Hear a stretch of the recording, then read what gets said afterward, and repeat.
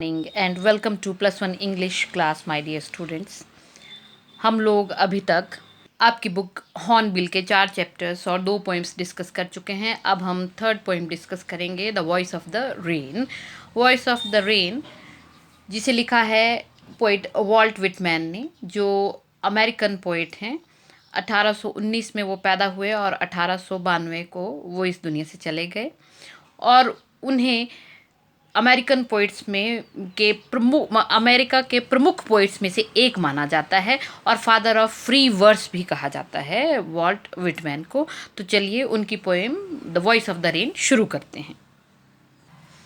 And who art thou, thou old English में you के लिए कहा जाता है। And who art thou said I to the soft falling shower, which strange to tell gave me an answer as here translated। Poet कहते हैं and who are दाउ, तुम कौन हो। सेड आई, कहते मैंने ये पूछा, मैंने ये कहा। सॉफ्ट फॉलिंग शावर, धीरे से धीमे से कोमलता से गिरती हुई बौछार को, बारिश को मैंने पूछा तुम कौन हो। विच स्ट्रेंज टू टेल, कहते और बड़ी अजीब बात है, स्ट्रेंज है, विचित्र बात है बताने के लिए। गेव मी एन आंसर, कि बारिश ने मुझे आंसर भी दिया, मेरी प्रश्न का उत्तर भी दिया। एज हियर ट्रांसलेटेड, जिसको मैंने यहाँ अनुवादित किया है या आपके सामने रहा वो उत्तर। यानी कि बारिश तो एक बेजान चीज़ है, लेकिन कवि कहते हैं कि बारिश ने उनकी बात का, उनके प्रश्न का जवाब दिया है, जो यहाँ ट्रांसलेटेड है। I am the poem of earth, क्या कहती है बारिश। I am the poem of earth, मैं इस धरती की कविता हूँ। Said the voice of the rain, बारिश की आवाज़ ने कहा। एटर्नल, एटर्नल होता है एंडलेस, एंडलेस, अनंत, सनातन, लगातार, कंटिन्यूसली। आई राइज इम्पैल्पेबल, इम्पैल्पेबल होता है जिसे हम छू नहीं सकते हैं। Out of the land and bottomless sea, कहते इटर्नल, निरंतर, मैं इस धरती से और इस अंतहीन समुद्र से, बॉटमलेस सी से, बॉटमलेस मीन्स जिसकी तलहटी नहीं है, जिसका निचला छोर नहीं है।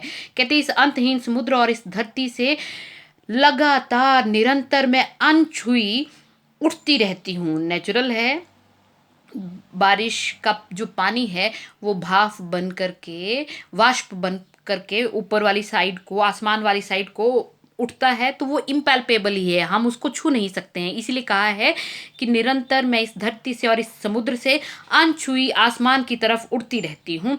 अपवर्ड टू हेवन, हेवन यहाँ आसमान के लिए है, स्वर्ग के लिए नहीं है। कहते आसमान की तरफ को मैं उठती हूँ। वेंस, वेंस वेयर, जहाँ।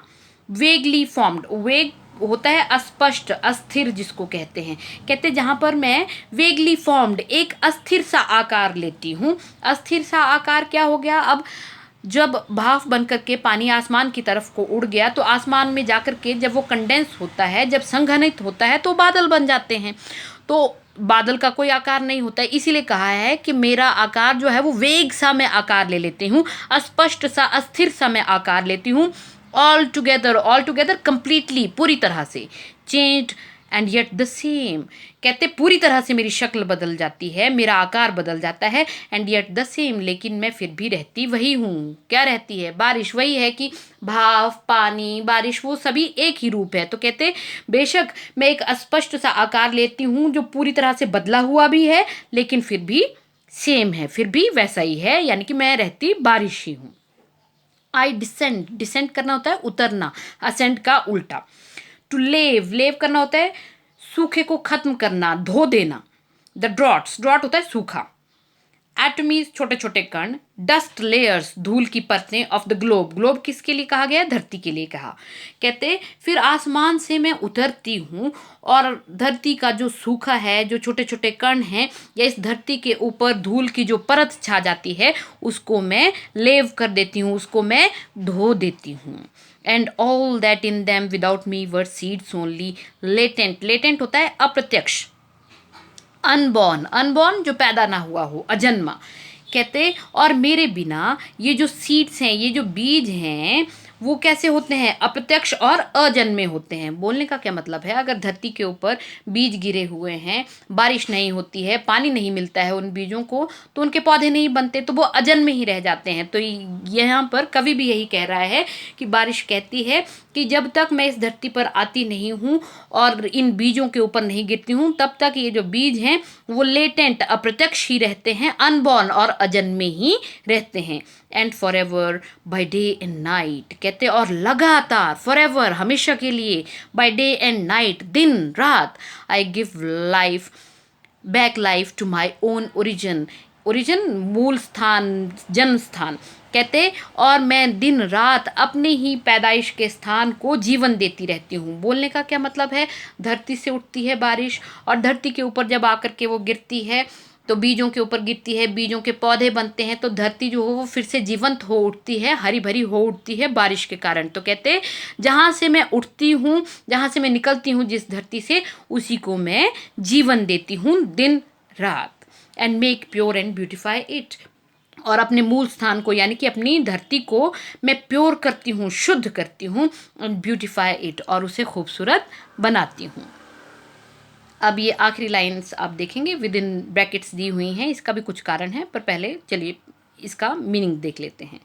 फॉर सॉन्ग इशूइंग, इशू करना होता है पैदा होना, निकलना, from its birth place after fulfilment, wandering, recked और अनरेक्ट, रेक्ट करना होता है सुनना, अनरेक्ट अनसुना, ड्यूली विद लव रिटर्न्स। कहते फॉर सॉन्ग, कवि कहता है बिल्कुल वैसे ही जैसे कोई गाना, कोई कविता, issuing from its birth place, अपने जन्म स्थल से निकलता है, आफ्टर फुलफिलमेंट, फुलफिलमेंट होता है संतुष्टि, वॉन्डरिंग, वॉन्डर करना, इधर उधर घूमना, कहते इधर उधर घूम करके, संतुष्ट होकर के, चाहे कोई उसे सुनता है चाहे नहीं सुनता है, ड्यूली विद लव रिटर्न्स, और प्यार से भर के वो गीत जो है फिर वहीं आ जाता है जहाँ से वो निकला है। यानी कि कोई भी गीत जो है वो कवि के हृदय से निकलता है, लोगों तक पहुँचता है, जिन्हें उसे सुनना है वो सुनते हैं, जिन्हें नहीं सुनना है वो नहीं सुनते हैं। ड्यूली विद लव रिटर्न्स, और वो गीत जो है वो फिर प्रेम से भरा हुआ कवि के हृदय में ही, कवि के दिल में ही लौट आता है, बिल्कुल वैसे ही जैसे बारिश की स्थिति है। बारिश धरती से चलती है और लौट करके, घूम फिर करके धरती पर ही आती है। तो उसी तरह से कवि के द्वारा लिखा गया कोई गीत जो है वो समाज पर, जो लोग सुनते हैं उनके ऊपर प्रभाव छोड़ता है, जो नहीं सुनता है उनके ऊपर कोई प्रभाव नहीं छोड़ता, लेकिन फिर वो गीत लौट करके कहाँ आ जाता है? कवि के हृदय में आ जाता है। तो ये थी बहुत ही खूबसूरत और सिंपल सी पोएम है the voice of the rain. अब चलिए इसकी एक्सरसाइज और वर्ड मीनिंग्स जो हैं वो भी साथ साथ ही डिस्कस कर लेते हैं। वर्ड मीनिंग्स: एटर्नल, अनंत, सनातन, कंटिन्यूअसली, इम्पैल्पेबल, जिसे छुआ ना जा सके, वेगली, अस्थिर, अनिश्चित, लेव, नहलाना, धोना, ड्रॉट, सूखा, लेटेंट, अप्रत्यक्ष, इशूइंग, प्रवाह होना, जन्म होना, अनरेक्ट, ध्यान ना देना। क्वेश्चन नंबर 1 है पोएम का, there are 2 voices in the poem, कहते हैं पोएम में 2 आवाज़ें हैं, who do they belong to, ये आवाज़ें किससे संबंध रखती हैं, विच लाइन्स इंडिकेट दिस, ये लाइन्स, ये कौन सी लाइन्स ये सब इंडिकेट करती हैं। तो हमारा उत्तर रहेगा दीज 2 वॉइसेस, कहते ये जो 2 आवाज़ें हैं, और ऑफ द पोएट, वो किसकी किसकी हैं? पोएट की और रेन की हैं। The poet talks to the rain, कहते कवि रेन से बात करता है, एंड सेज, और कहता है, दैट इट आंसर्ड हिम, कि बारिश ने उसको जवाब दिया है, और पूरा जवाब हमने बारिश का सुना भी है। Question number 2, What does the phrase strange to tell mean? कहते हैं ये जो वाक्यांश है strange to tell, इसका क्या अर्थ है, ये क्यों इस्तेमाल किया गया है? The rain is a lifeless thing, कहते रेन जो है एक बेजान चीज़ है, ये लाइफलेस है, बट लेकिन द पोइट सेज, कवि कहता है, इट आंसर्ड हिम, कि बारिश ने उसकी बात का जवाब दिया है, उससे बात की है, सो इट इज़ स्ट्रेंज, इसलिए ये जो बात है ये बड़ी स्ट्रेंज लगती है, बड़ी विचित्र लगती है। Question number 3, there is a parallel drawn between the rain and music, कहते बारिश और गीत में, संगीत में पैरेलल ड्रॉ किया गया है, तुलना की गई है। विच वर्ड इंडिकेट दिस, कौन से शब्द बताते हैं? Explain the similarity between the 2, और दोनों में क्या सिमिलैरिटी है, समानता है, ये भी बताएं आप। तो इसका उत्तर रहेगा as the rain rises from earth, कहते बिल्कुल वैसे ही जैसे बारिश है धरती से चलती है, and comes back to earth, और लौट करके भी कहाँ आती है, धरती पर ही आती है। इन द सेम मैनर, उसी तरीके से a song rises from a poets heart, एक गाना जो है वो कवि के हृदय से निकलता है, and comes back to its origin, और फिर से अपने मूल स्थान पर ही लौट करके आता है। दैट इज, जो क्या है, the heart of the poet, कवि का हृदय है। Question number 4, how is the cyclic movement of rain brought out in the poem. कहते इस पोएम में जो चक्रीय प्रवाह है बारिश का, वर्षा का, वो कैसे दर्शाया गया है।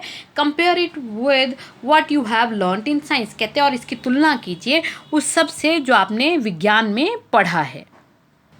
द पोइट सेज दैट, कवि कहता है कि द रेन राइजेज फ्रॉम अर्थ, कि बारिश जो है वो राइज करती है, उठती है धरती से, एज वाटर वेपर्स, यही पढ़ा हमने, भाप बन करके वो उड़ती है। Condenses as clouds in the sky, आसमान में संघनित होती है बादलों के तौर पर।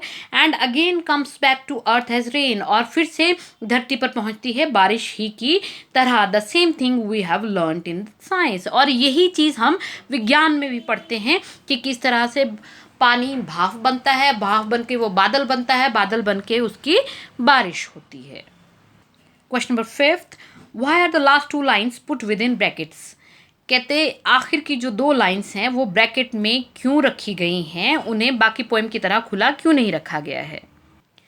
The last 2 lines have been said by the poet, कहते लास्ट की जो 2 लाइन्स हैं वो पोएट के द्वारा कही गई हैं, अबाउट अ पोएम और अ सॉन्ग, किसके बारे में, पोएम या सॉन्ग के बारे में, गीत के बारे में। Whereas the other lines are said about, said by the rain और आर अबाउट द रेन, और जो बाकी की जो लाइन्स हैं या तो वो अबाउट द रेन, बारिश के बारे में कही गई हैं, या फिर बारिश के द्वारा कही गई हैं।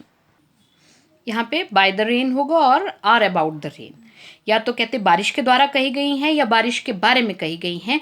So these lines are within brackets, कहते इसलिए ये जो आखिर की 2 लाइन्स हैं वो ब्रैकेट्स में रखी गई हैं।